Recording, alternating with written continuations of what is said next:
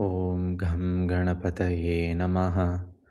गुरुर्ब्रह्मा गुरुर्विष्णु गुरुर्देवो महेश्वरः गुरुर्साक्षात् परब्रह्म तस्मै श्रीगुरवे नमः।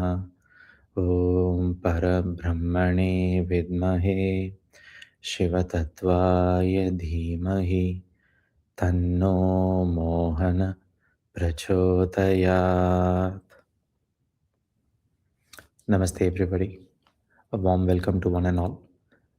Today, I have this opportunity to share with you a couple of amazing stories related to liberation. That is the topic that we are going to experience today. Thank you so much for joining in yet another session for Hello Life, a beautiful journey from outwards towards inwards.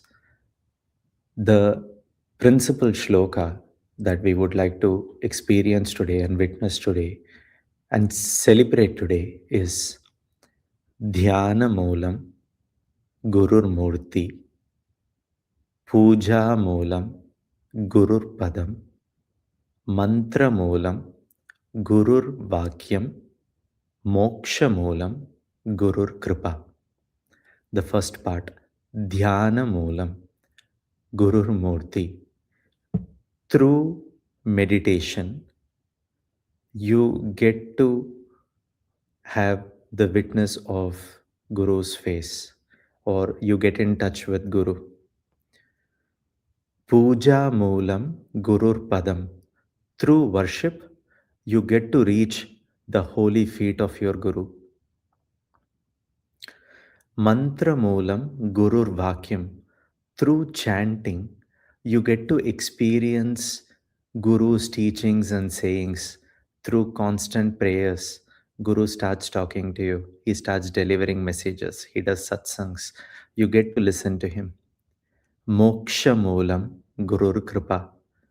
The only way to attain liberation is through the grace and blessings of Guru. Moksha-mūlam Gurur kṛpā. This is the first part that we are going to experience today. Few decades ago, we had spoken in our previous episodes about Mahaperiyava, or the 68th pontiff of Sri Kanchi Mahaperiyava, and his name was Sri Chandrasekharendra Saraswati Swamigal. He was titled as Varum Deivam in Tamil, which is living God. He was God for people. His principal job, if you were to look at it, was to get people who strayed away from their dutiful duties, to put them back on track. That was the principal job. So at various points, masters happen for a particular reason. It is not incorrect to call that every master's birth is an avataric birth, because every master has got a very important role, very important job to perform. Various times, various masters appear to perform certain tasks, very important one at that point in time. For example, we can talk about Sri Ramakrishna Paramahansa. During that time, the whole black magic and other things were like thriving like anything. So he brought in the worship of Kali. He codified things. He got people connected to the right forms, and he helped people transcend through that form. Adi Shankara, who is considered as the Yuga Guru for Kali Yuga, his job again predominantly was to put people back on track when they started straying away, when they started saying there is no God, there is no this, there is no that. They started doing things which are against Sanatana Dharma. Masters appear to put you back on track. Every master, including Sri Chandrasekharendra Saraswati Swamigal, or my master Mohanji, They all have a particular job and activity to perform. And that is an avataric birth, according to me. The story goes back few years ago, few decades before. Back then, Mahaperiyava used to go and do camping. He used to go with a large entourage, stay there at a particular place. Consider it as a Tirtha Yatra or holy pilgrimage to holy river waters, right? So, one such travel that Mahaperiyava undertook was to a place called Sri Sailam. Sri Sailam is also called as Kailash of South, just like how we also call Arunachala or Thiruvannamalai as the Kailash of South, called by Ramana Maharishi. Sri Sailam is another very powerful place that was called as Kailash of South. So Mahaperiyava, with his group and troop and entourage, goes to Sri Sailam. So he is crossing the Kurnool border and he is going towards that. People request him, they pray to him that he has to stay and that he has to basically stay there in that place. Mahaperiyava spent some time with them, blessed them, and then continued walking. He encountered another Nizam of that particular place who was even more requestful, and he did not leave any stones unturned until he convinced Mahaperiyava, Chandrasekharendra Saraswati Swami, to do a camp there. So Mahaperiyava agreed to it, touched by the surrender and the service bhav of this individual, the Nizam of that place. Mahaperiyava agreed to stay there for 21 days. Now, Mahaperiyava, in his lineage, they worshipped Chandramaulishwara. It's a form of Shiva. Chandra is moon. So if you were to look at the idol of Chandramaulishwara, you will see Shiva sitting and then there is a crescent on his head. So Mahaperiyava did intense tapas and prayers and prarthana to Chandramaulishwara. He was considered as, his deity, his principal deity, right?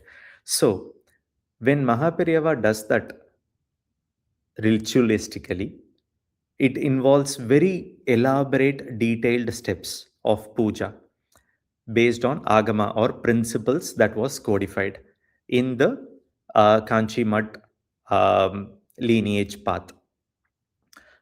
One of the key ingredients is the vilva leaves or bilva as they call it. It has three leaves. So everything, if you were to look at the bilva leaves, it basically has three of the leaf in one. Basically, it's one. I don't know how to explain this. It basically has three parts, like three leaves basically coming out of one small stem of sorts. It's not stem. Basically, you remove it from the tree. Anyway, this is three. There is a beautiful shloka associated with it, which is Trithalam, three leaves, Trikuna Karam.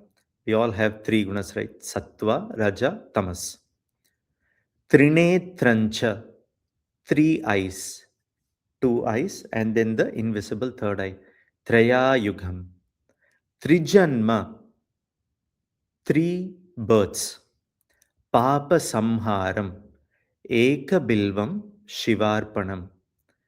It means that if one wholeheartedly prays to Lord Shiva and offer one Vilva leaf at the holy feet of Shiva, it removes three birth worth sins are removed. Of your three lifetimes of yours, sins are removed. Tridalam, Trigunakaram, Trinetrancha Trayayugam, Trijanma Papa Samharam, Ekapilvam Shivarpanam.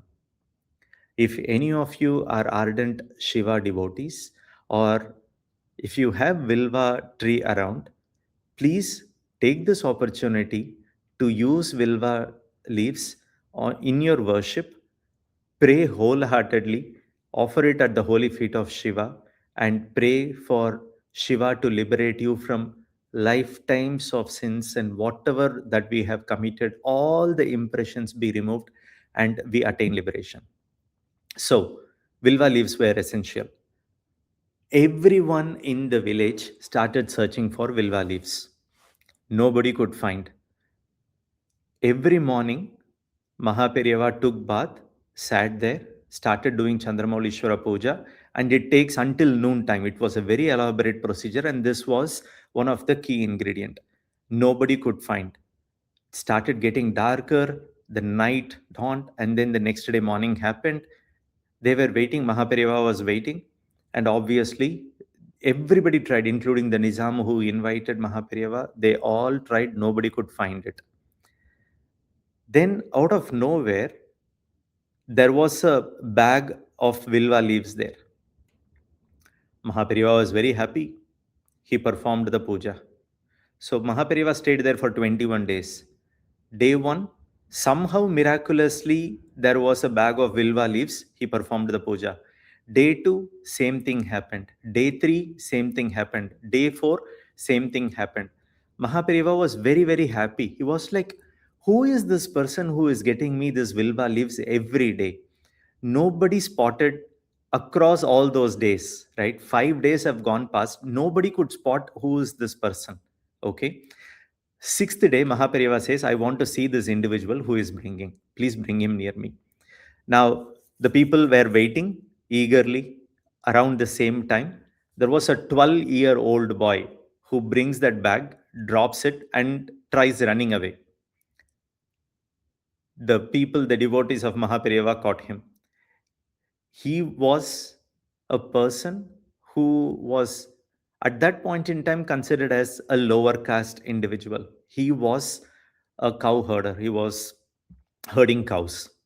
He is from the local village there. Okay. Um, and he felt really, really bad. And he felt it was a sin, it's a grave sin for him to go and meet this Mahan, meet this holy person. He thought he was not cut out for that because the casteism was so high at that point in time that, this is a higher caste, this is a lower caste, etc. So the boy did not had guts to go and offer the Vilva leaves himself. Finally, they catch hold of him, they bring him to Mahaperiyava. Mahaperiyava was very deeply touched and moved. He asks this boy, you have done an amazing job. This is such a blessing. Without you, I would not have been in a position to do the Chandramaulishwara Puja. What can I give you? Right? A saint who was considered as a walking god asks a cow herder, what do you want? Right? At that point in time, whatever he will ask shall be bestowed on him. Right? Because you are basically asking for a boon. Somebody says, a deity appears in front of you and tells you, what boon do you want? Whatever you ask shall be delivered at that point in time. Now you can imagine, as a 12-year-old boy, what are all the things that could have possibly run in his head. He could have asked for a good life, a beautiful house, because he was a cow herder. He could have probably asked for, like, I want more money, I want more wealth, or I want more education, I want a happy living. This boy did not ask any of this. Instead, this boy said, my father my father is no more. He's 12-year-old, his father is no more. My father always tells me that when you meet a master, you should never ask for anything except moksha. You should not have any other thinking except asking for moksha. That should be your one and only fundamental principle, ultimate goal of your life, attaining moksha. If you were to meet a master, do not ask any sundry things. Ask for the ultimate.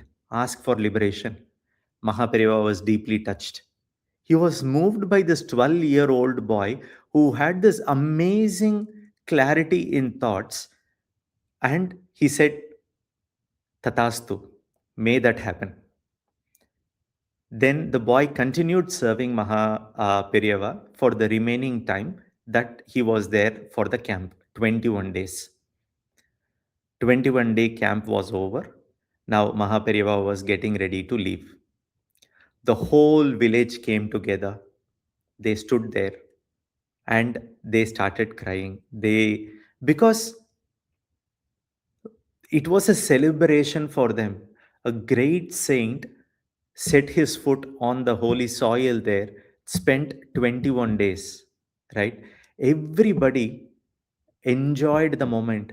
There were so many people who brought all the local produce. They all cooked together. There was annadan happening non-stop. It was like a festive mode for those 21 days. And to see him go back, Mahaperiyava was sitting in his palanquin and they were carrying him. As he crossed, he stopped for a second. There was this boy crying unconsolably. Mahaperiyava calls him nearby. Mahaperiyava asks him, "Why are you crying? What happened?" He said, "You are leaving. I feel very, very heavy." Mahaperiyava tells him, "Don't worry. I am always with you. My master always tells me, I am always with you." That one word of my master echoes, reverberates like anything inside me. And I well and truly know that He holds me and He walks with me. He is in my thoughts, He is in my words, He is my action. When a saint, a master says, "I am with you," they mean it and they are there with you. Our logical mind may not see it, it will analyze and it will throw lot of stuff, but the reality is they are with you. Anyway, Mahaperiyava leaves the town and he returns to Kanchi. Now, years go past. Then, the usual routine of Mahaperiyava is he goes to the river, takes bath, comes back, performs rituals at the river bank, and then he goes to ashram and conducts the remaining puja and whatnot. This one day, Mahaperiyava goes very early in the morning. He takes dip in Pushkarani river and he does that constantly. He goes into the river, takes dips, come back to the river bank, sits, does intense tapasya, go japa, and then goes, takes bath again, comes back. He did this for 6 times. At the very same time, people were very confused back in the ashram, in the mutt. They were like, "What is happening here?" And he did not speak a word at all. He went there before the sunrise, very early in the morning, in Brahma Muhurta, started taking dips, came to the river bank, sat, did japa, goes back, comes back again. He did that continuously for 6 times. And people were all worried, wondering what is happening. He would not answer any question, and people did not dare to go and ask the master what he is up to. Nobody dares when that master in that extreme intense mode, nobody would dare to go and even disturb a master. That's the reality. Living example. I have seen instances when my master has been extremely intense with his work. When I say intense, it is not he is shouting and screaming and whatnot. None of this. You will see it in the eyes. Razor sharp focus. The eyelid will not move on the job, on the money, on what needs to be done at that point in time. We don't know what space that they are operating in. They might be operating in Bhuloka, they might be operating in some other astral plane, God knows what. But you will see that intensity in their eyes, and you will realize then and there that they are onto something big and large. Anyway, at the same time, a manager working in the mud comes with a telegram. In those days, they did not had WhatsApp, they did not had telephone, they did not had any of this. There was a mechanism called telegraph.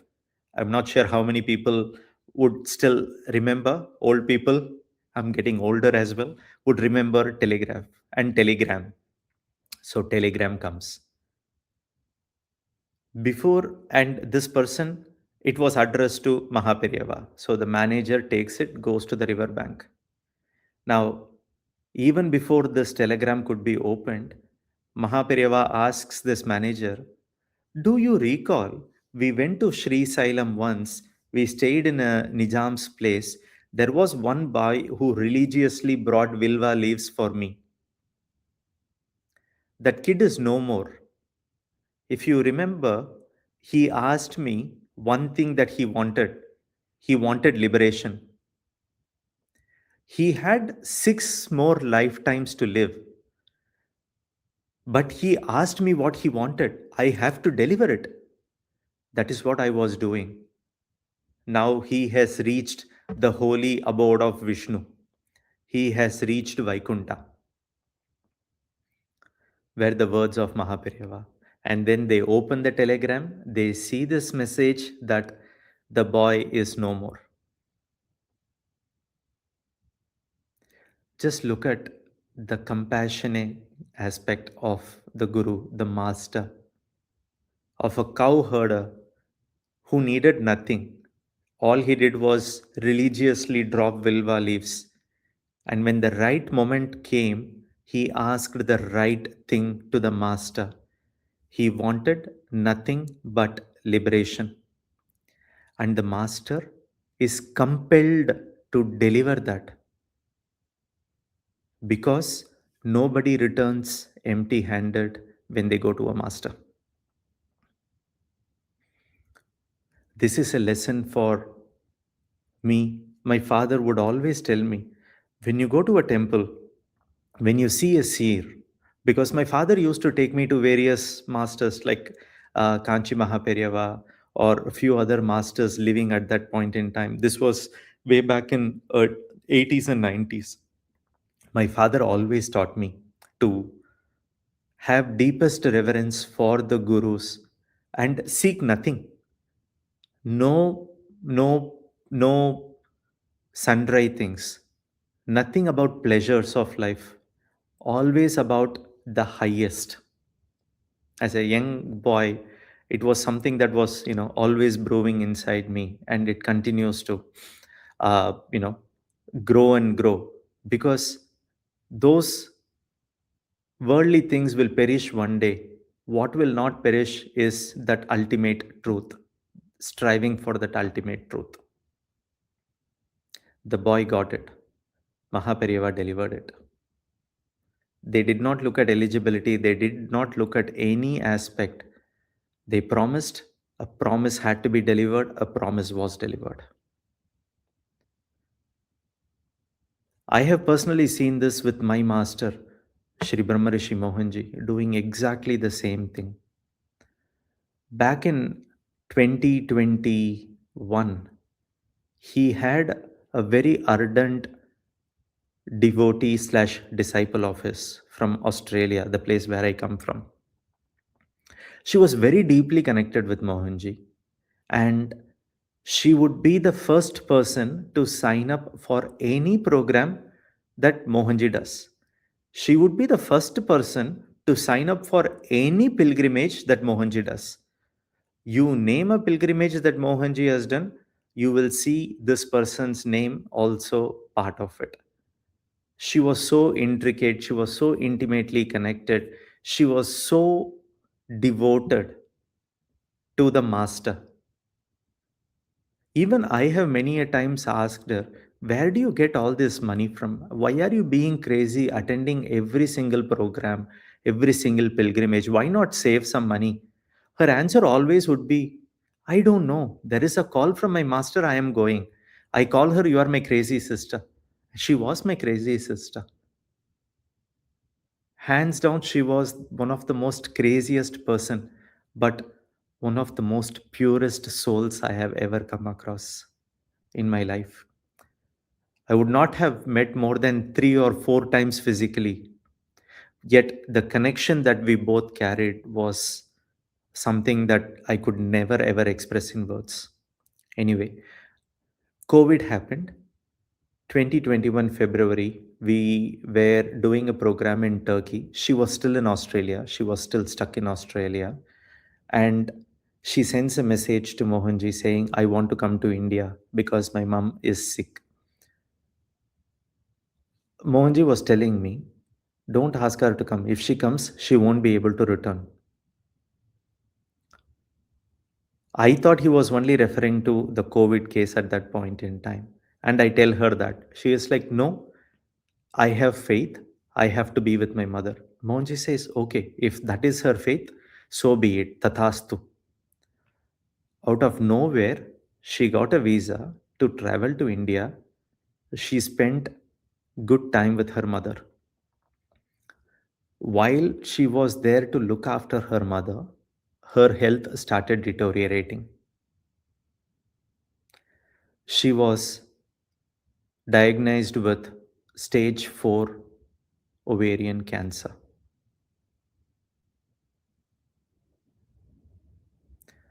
The whole world came crashing for the family. There were 5, 6 sisters, including her. She was the eldest of all. She came down to look after the mother, and this happened. Even at that point in time, this girl did not lose hope, did not lose faith. Mohanji was kept abreast of every single treatment that was given to her, every single message or progress was always communicated to her because he was very, very deeply involved in this. He wanted nothing but the best for his disciple. He went overboard connecting to people, asking them to look after her and guiding in the right direction. Situation started going down dramatically. Medically, it proved to be beyond anyone's capacity or capability to save her. Mohanji said, let's go and meet her. See this. A master wanting to go and meet a disciple. How much grace, how much good deed this individual, or how much of a surrender bhav should this individual have had for a master himself to travel all the way to a disciple. Normally it is the other way around, right? A master stay put, all the disciple flock. Here a master is going to the disciple. That tells you how pure, how innocent, how lovable, how love incarnate this individual had been. Before going there, Mohanji tells me to fix the lamp in the room.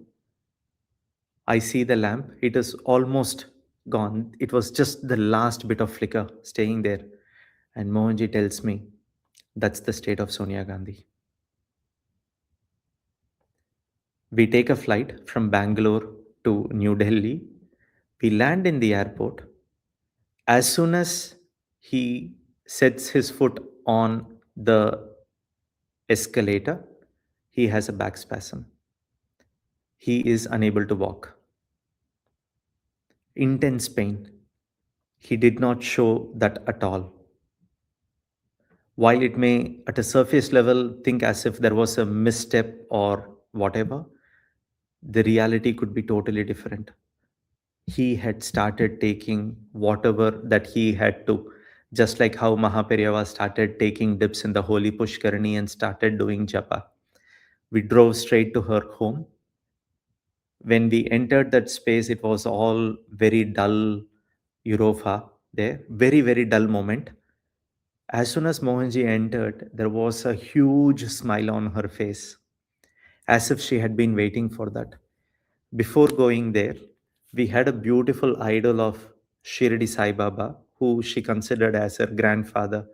She always spoke to Shirdi Sai Baba. This was blessed from the Samadhi Mandir of Shirdi Sai Baba, and it was taken to her. She loved it. Tears started flowing through her eyes. We kept that aside in her room. Mohanji gave a card of his, a beautiful eye card. She took it, put it inside her clothes near her chest, and held it like this, very, very close. Mohanji was wearing uh, a thread that was tied to him at Shirdi from memory. He undid the thread and he tied it around her wrist. He gave her everything at that point in time. She was cloud 9. She was over the moon. She was overjoyed. So much so that she even wanted to get out of the bed and do arati herself for Mohanji. And everybody around her thought like, oh, Master himself came. So she will get healed and she will start walking back. Unfortunately, that did not happen. She passed away on the 26th of January 2022. Many people who were doing Maitri for her, they were all able to see how well she was guided from the earth plane through her journey seamlessly with Mohanji holding her hands. A master will never ever say what he delivered, what he does. Because, in Mohanji's words, if I say I did this or I did that, how are you going to know? How are you going to believe? Those are my words, right? I have no reason to explain to you what I am doing.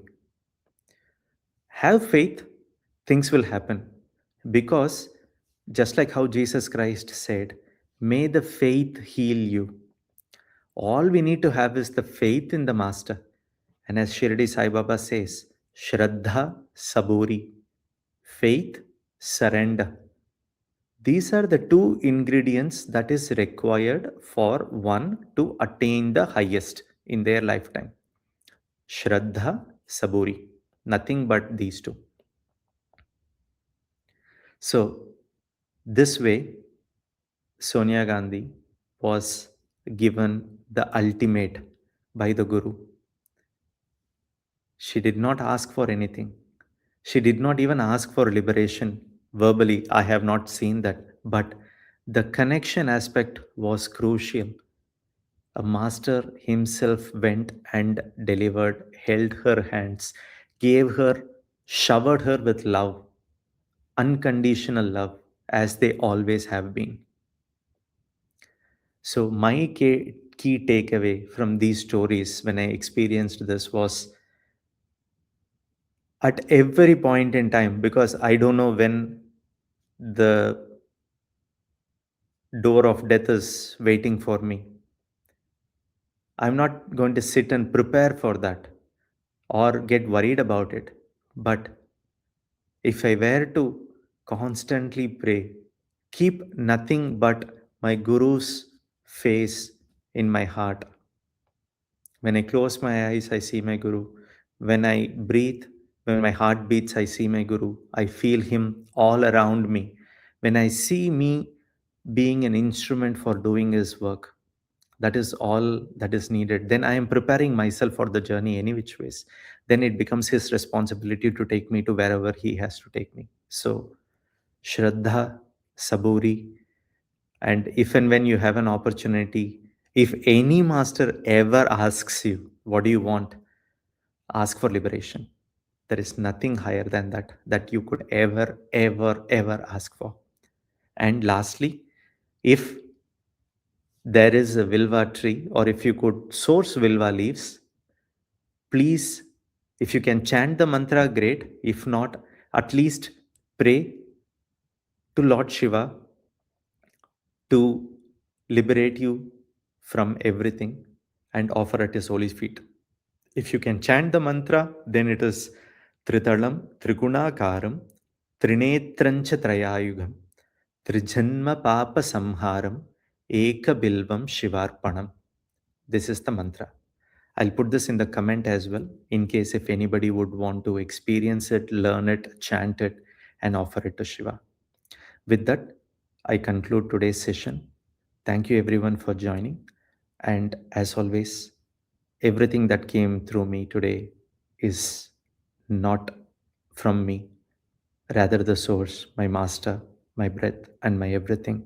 And to him I surrender this.